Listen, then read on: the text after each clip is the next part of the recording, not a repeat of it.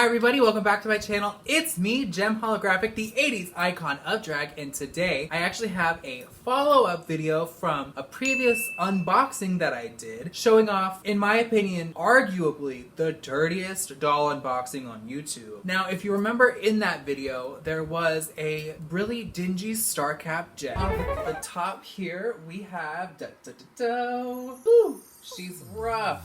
This is a Starcap Jem, first year Jem, and I asked you guys on my community tab if you guys would like to see me fix her or that rock and curl Jem that had the really frizzy hair. And I gave you guys a couple of days to vote, and you guys voted for the Starcap Jem. Now she is standing right here, so I was successful in restoring her and cleaning her up. So why don't we flash back a couple of days ago? You guys can actually see the process of me cleaning her up. Showtime synergy.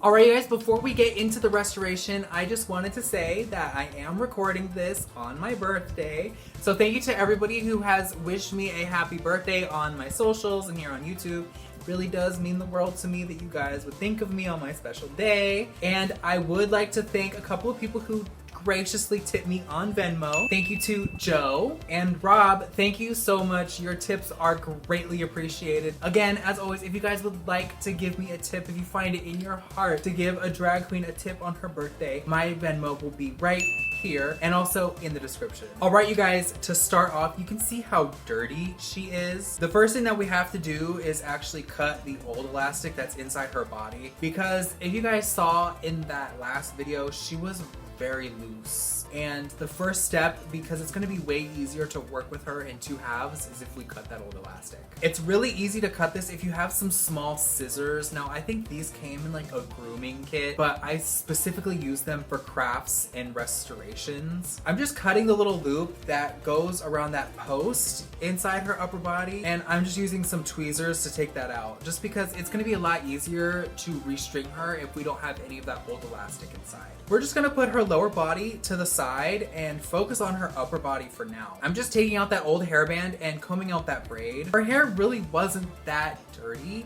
so I was actually very surprised at how easy it was to comb out initially. I'm now just taking a chunk of my magic eraser. You guys know from my last video, I like to take little chunks off of the magic eraser. It's just more manageable for me to be able to spot clean. And I'm soaking it in some warm water, getting that sponge nice and wet. And we're gonna go right in and start scrubbing her face. Now, just off this first scrubbing session, you can see how dirty that sponge did. Unfortunately, I did accidentally end up wiping off her brows, which can happen, especially because these are 40-year-old dolls. That paint was probably not meant to last a very thorough scrubbing with a magic eraser, so it's kind of understandable. And as you guys will see in the up-close footage, I did end up painting her brows back on later. Also, I did scrub her head like 3 times with the magic eraser just because of how dirty it was, girl. Oh my god. And now you can see from the footage that her face is super duper clean now. We're just going to scrub her upper body. It's not as dirty as the head was, but we still have to clean it. And you can see in the footage, I'm drying it with a paper towel so there's no excess water. I'm then doing the exact same thing with the lower body, except I could go a little harder with the cleaning because we don't have to worry about any electronics. I am then going in with some dish soap to clean any stickiness on her legs and rinsing it off. This just to make sure that there's no extra plasticizer on her legs. When I did receive the doll, the legs were very sticky, and I am glad to report that the little dish soap treatment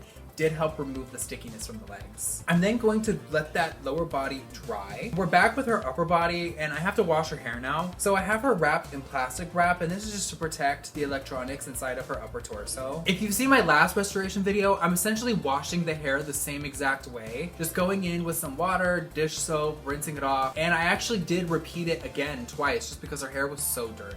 Because I had already combed out her hair initially, I didn't need to do too much when it came to brushing out her hair while it was wet. Now onto the meat and potatoes of this video and why a lot of you guys are actually watching. How the hell do you fix those wastes? Well, it's actually pretty easy, and these are the things that you will need, at least the way that I do it. I use some needle nose pliers, some brushable super glue, tweezers, doll stringing elastic, and 8mm beads. The 8mm beads are very important because they are going to be what actually adds tension back into the waist. Essentially what we're going to do is start slowly separating the lower torso at the seams. And you can see here in the footage that I'm doing it very slowly because if you're not careful, you can actually crack the plastic in places that you don't want. We specifically want to separate this at the seams of the injection molded parts. To fully crack it in half, I put it under a towel and use some force to make it come apart because if you're not careful, you can send these parts flying. Trust me, it has happened to me and I spent 45 minutes looking for the other half of a torso. Now to actually restring the waist, I'm taking the bead and feeding the ends of the elastic through it. Now you'll see in the footage that I actually doubled the elastic over, and this is because it adds a little bit more tension to the waist. You don't have to do it that way, it's just the way that I prefer to do it.